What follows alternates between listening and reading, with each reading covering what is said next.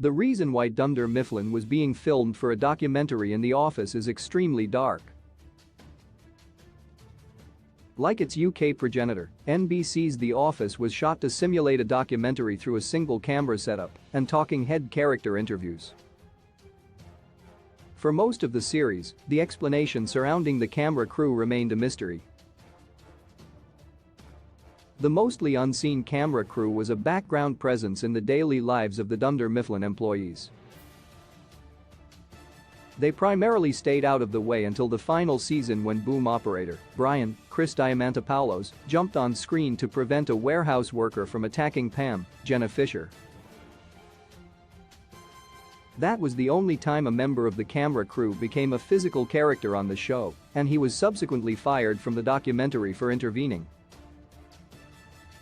In The Office Season 9, the Scranton employees learned that their documentary was finally airing to the public on PBS. As the series ending drew near, Pam contemplated why Dunder Mifflin's Scranton branch was picked for a documentary project in the first place. She said she thought it was weird at first, but as time went on, she thought a small paper company was a perfect choice, as there could be beauty in ordinary things. But that might not have been the goal of the documentary, according to The Office's writers. The Office Season 4 DVD revealed the Dunder Mifflin doc's dark origin. During the Office convention in 2007, some of the show's writers took part in a Q&A. The panel, which can be found on the Season 4 DVD, shed light on why the Scranton Dunder Mifflin was filmed for a documentary.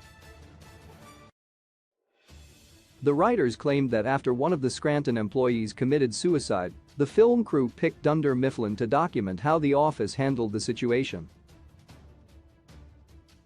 Those in charge of the documentary then changed their focus when they realized the day-to-day lives of Michael Scott and his employees were much more interesting. The employee that took his own life was Tom Peets. He was mentioned in The Office Season 2, Episode 8, Performance Review. Michael, Steve Carell, looked through the office's suggestion box for the first time in years. One of the suggestions stated, "We need better outreach for employees fighting depression."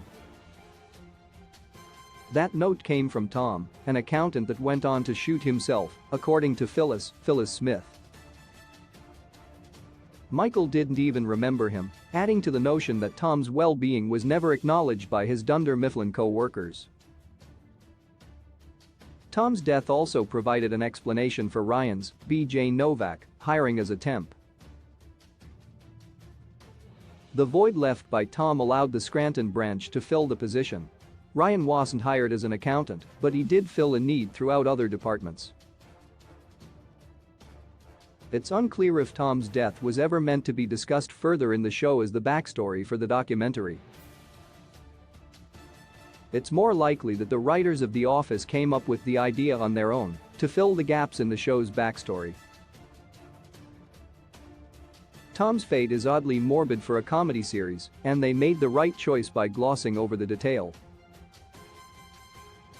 How the US Office mockumentary origins are different from the UK version. The Office's UK and US versions differ significantly and in many ways. Perhaps the most noticeable distinction is that while the UK version is well and truly depressing, the US version consistently offers moments of wholesomeness and hope, even while being painfully awkward. This makes it all the more ironic, then, that the reason behind the UK Office, Wernham Hogg, being selected for a documentary is much less tragic. For this version, Stephen Merchant shared on The Office Ladies podcast that the show was intended as a forgotten documentary, one that got filmed at some point, shelved for ages, and finally dusted off unceremoniously to be aired on TV.